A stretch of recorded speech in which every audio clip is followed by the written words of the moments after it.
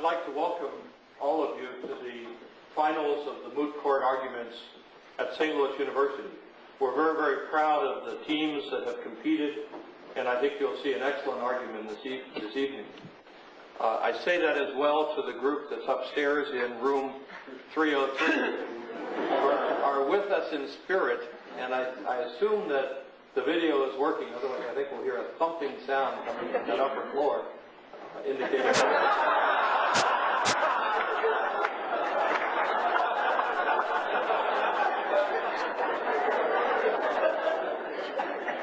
So again, I say welcome, and I'll have a few comments at the end of the program. All right. Oyez, oyez, oyez. The Supreme Court of the United States is now in session. All those having business before this court step forward and be heard. God save the United States and this honorable court. Please be seated. The case that comes before the court this evening is the case of the State of Superior versus the United States of America et al.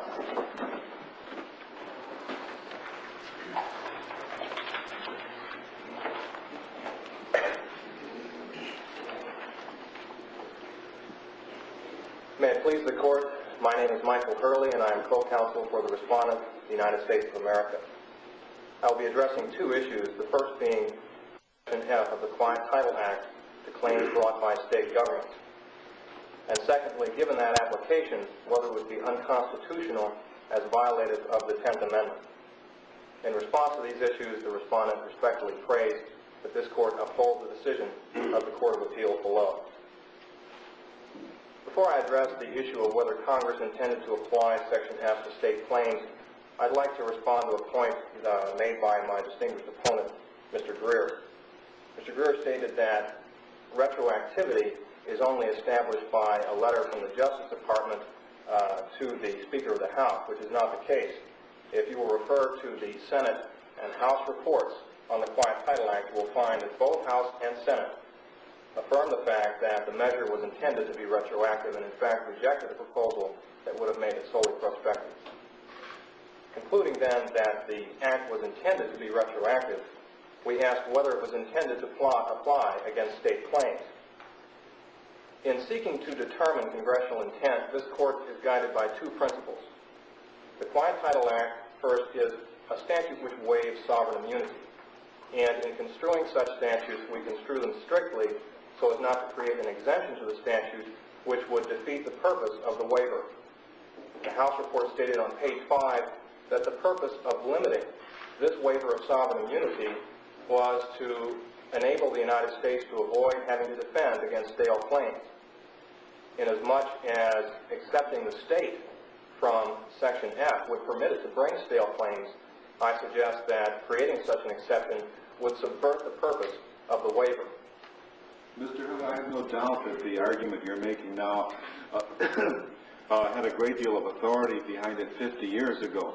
Do you think that with all the changes in, say, the state treatments of sovereign immunity, having by legislation or judicial decision, having brought more and more governmental activities within the range of private lawsuits, that the same general principles of strict construction of waiver of sovereign immunity necessarily apply today with respect to the United States? Yes, Your Honor, I would, and for this reason. Before the Quiet Title Act, there was no waiver of sovereign immunity for anyone to sue the United States for quiet title in land. Therefore, this represents the exclusive waiver, and Congress referred to this fact at several points in the legislative history. Therefore, to imply an exception would be to subvert that intent.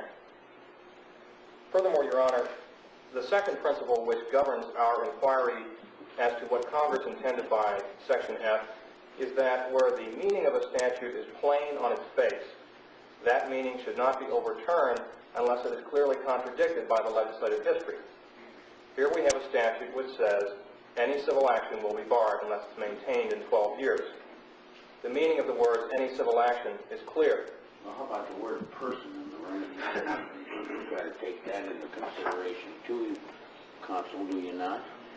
Well, Your Honor, this court held in the case of the United States versus Sherry that where a statute does refer to person, whether it will apply outside of that strict definition must depend on the purpose of the act. Well, I know, but you're saying the plain language, and I'm suggesting the language of this congressional act, as is the case with many, is not quite as plain, particularly where there's an ambiguity in terminology between two sections. So I'm suggesting that perhaps this act is not that plain. Perhaps this act requires some evaluation of legislative history. Your Honor, I may be wrong, so, but I'm addressing that inquiry to you. I would respond to that with 2 points. First, the section which we are specifically addressing here is Section F, and Section F makes no reference to persons. Furthermore, I would reiterate your response earlier that the remedial section of the statute merely reiterates the language of the Fifth Amendment. Furthermore, Your Honor... response, it was only an inquiry. We question, you respond.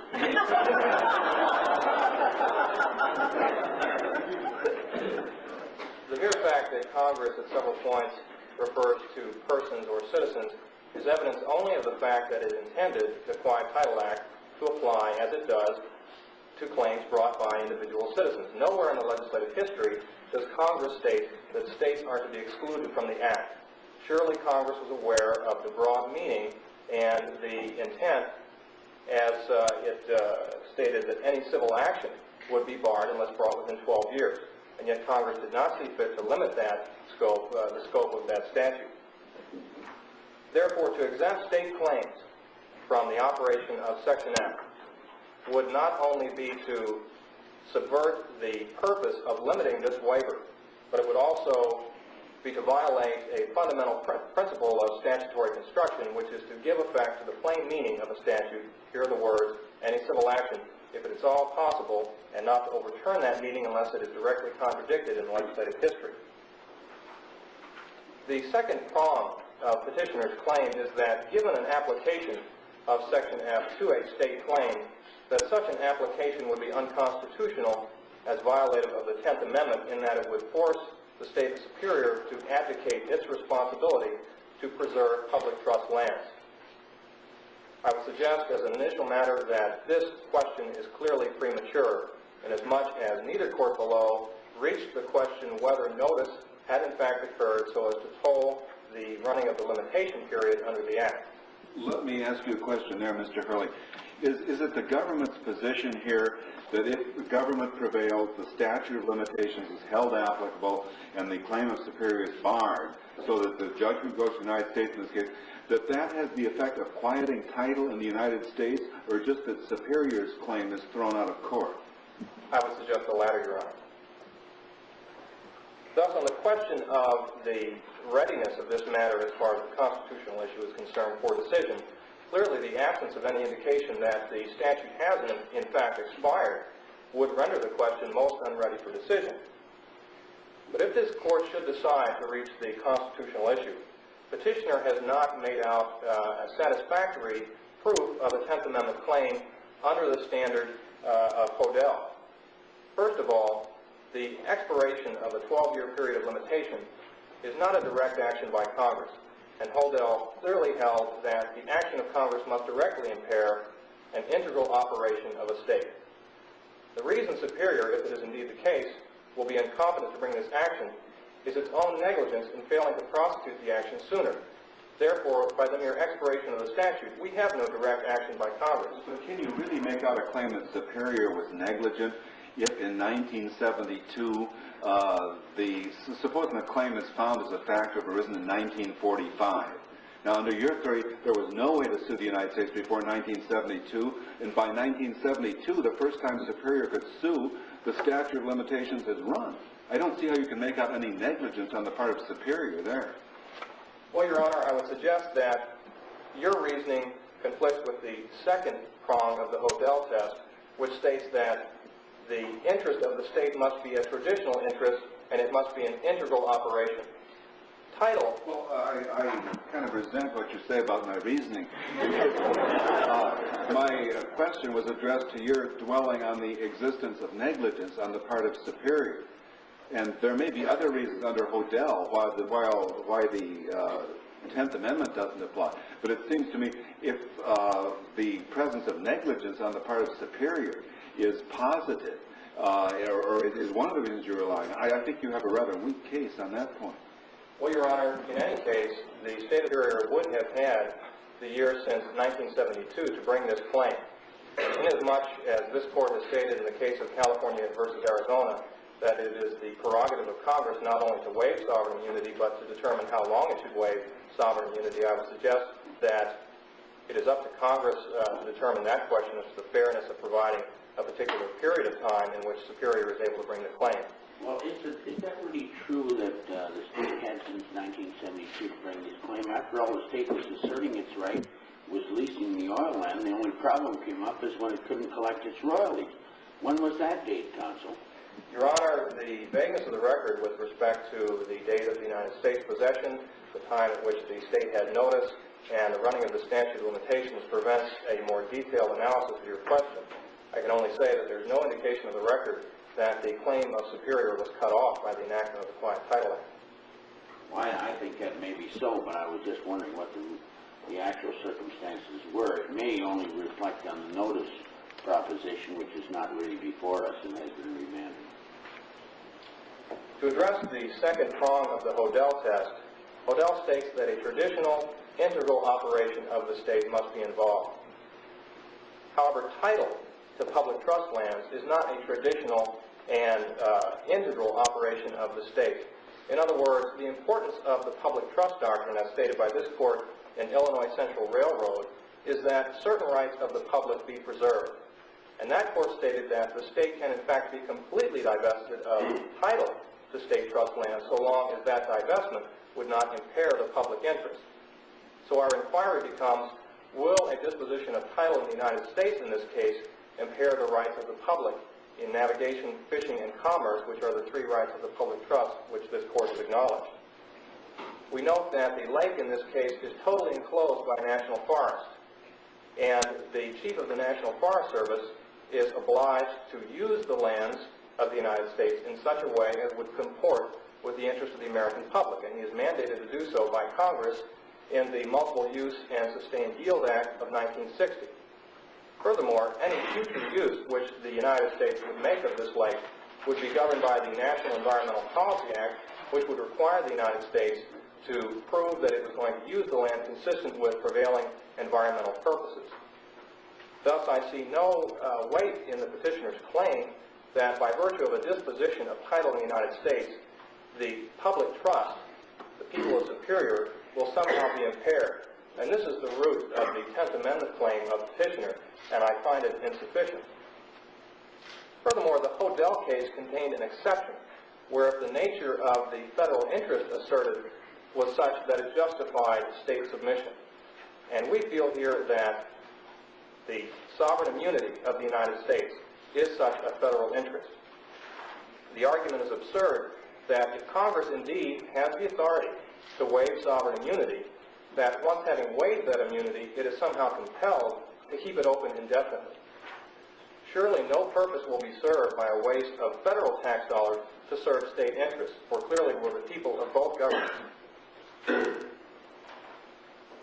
In conclusion, Your Honor, when we interpret the Quiet Title Act, we are bound to strictly construe it as a waiver of sovereign immunity so as not to create exceptions to that statute which would subvert its purpose. Its purpose being to prevent the United States from having to defend against stale claims. We find that this would be the case if states were permitted to sue. Let me ask you an academic question. Do you feel the 10th Amendment cases should be limited or confined to Commerce Clause type of cases? Your Honor, this has been the trend of 10th Amendment cases in the past. What about the age discrimination case up at Wyoming? Was that Commerce? That was Commerce Clause as well. I think, Your Honor, that the 10th Amendment is most appropriate in Commerce Clause regulation cases because there we have direct action by Congress. We have intervention by Congress in the affairs of states. Here we have Congress simply exercising its prerogative, which has never been doubted by this Court, to waive the sovereign immunity of the United States. Hence my argument that it is absurd to maintain that if Congress indeed does have, which this Court has held that it does have the authority to determine whether or not the sovereign immunity of the United States will be waived, how then can a state maintain that having waived that sovereign immunity, it is somehow compelled to keep it open indefinitely? And in any event, what would be the wisdom of such a decision? Finally then, Your Honor, the constitutionality of this matter is simply not ripe for decision, and it is premature. Therefore, we ask that this court not address the constitutional issue. However, if it should decide to do so, we think that the requirements of the Hodel test for a violation of the 10th Amendment have not been met here. Are there any further questions? Thank you, Mr. Hurley. Thank you. We'll hear from petitioners in rebuttal. The court will stand at recess. All rise.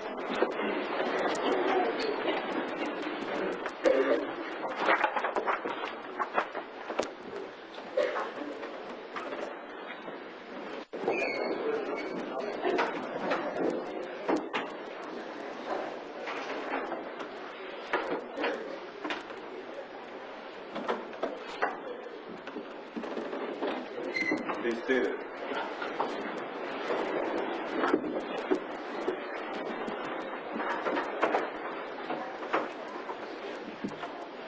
Well, we've heard a thoroughly enjoyable and very high caliber argument from all of the parties, and I think it probably bears saying, though I'm sure it's been said on these premises before, that you're indeed fortunate to have this splendid, neat Moot courtroom here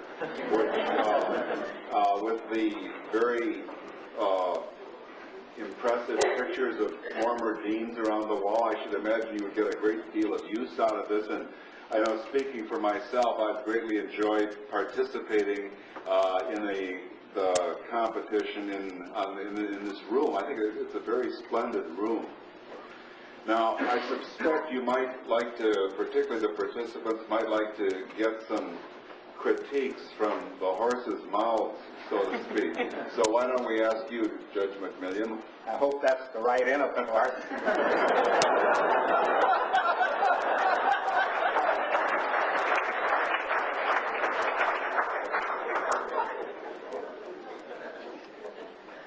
You know, it's really too bad that we have to make a judgment here, because actually when you take all four of the participants, I think you could take a coin that was even smaller than a dime, and it would probably cover all four of the participants. However, judging is our business, and we're frequently placed in this particular position. But I do want to say this, that I really want to congratulate each of you, especially for the way that it was open, that the case was presented. You identified yourselves well. You gave a good, brief analysis of what the facts were, so as to acquaint the court. And then you stated what your position was and what points that you were going to cover and what point that your co-counsel was going to cover. And I noted on my little pad that each of you did exactly what you said. In one instance, I think that Ms. Drucker, when she came back for rebuttal, I think that it would have been very much better had she attempted to explode some of the arguments that had been advanced by the other team, much in the same way that Mr. Cozen did at the time that he opened his argument before he got into it proper. I thought it was a good thing for him at that particular time to give a reply to some of the things that had been said. And I think that you'll always find that this is a good thing to do. Likewise, I thought that the final rebuttal and the co-counsel for the appellee at the close of the argument made a very excellent summation. I found that each of you knew your case, you knew your cases, you were well acquainted with your record, you responded well to questions, and you weren't discombobulated, and you were able to come right back. Frequently, as one of my colleagues pointed out, you tend to impugn his judgment as to what his position was, but however, you were able to cover it very well. but it didn't go undetected. So I want to congratulate each of you, and if you continue your practice of law in the manner in which you conducted yourselves here tonight, I'm quite sure that each of you will have a very rewarding and a very profitable and a very fulfilling career. Thank you, Judge McMillan. Judge Bright? There's not much I can add to this. I also want to compliment each of the participants. I did judge your performance against the arguments that we heard in a similar case in our court. And I must say that we had a fine argument on the case that we heard. And yours was equally as fine, and I think it's a tribute to your staff and the Moot Court Board, which sets up this program, and to Professor Tucker, who directs this program. I think it was just excellent. And I want to echo my colleague, Judge McMillan. I rated each team, and there was a thin dime, more or less, between the two of you. So I want to say that you're both winners here, regardless of who actually comes out with the trophy or the winning. You are winners, and I really sincerely congratulate each one of you. You've done a tremendous job, and obviously there's a tremendous amount of work that was put into this effort tonight, and I would realize that, and I compliment you, and I think it was really a great argument, and I enjoyed every minute of it. Sometimes I get bored on the bench, I must tell you, but I wasn't bored tonight. Thank you, Judge Bright. I concur in the remarks of both of my colleagues. I think it was a splendid argument. And I'd like to say that naturally we have had to make a judgment, but that in one particular thing, which I think many advocates fail in, many appellate advocates, I think all four of you performed very well, and that is in responding to questions from the bench. One occasionally comes across an appellate advocate who feels a question from the bench is something of an intrusion on what would have otherwise have been a very carefully prepared speech. Of course, that isn't the way you treat questions at all. It's a golden opportunity to get another voice going besides yours, to wake up the people who might be inattentive, and you just got to seize on it. And I think all four of you did very, very well in that regard. And I think the argument, the case was well argued on both sides, and the choice is a difficult one. The choice is, do you want me to announce the, okay.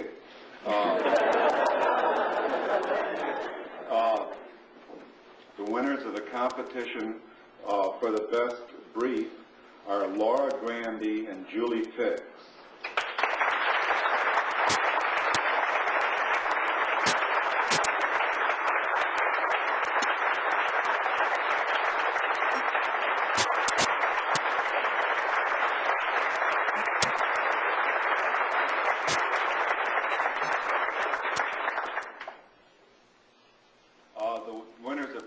Competition for the best oral argument in the judgment of a majority of the court. Our decision was not unanimous. Are Brian Conzen and Michael Hurley.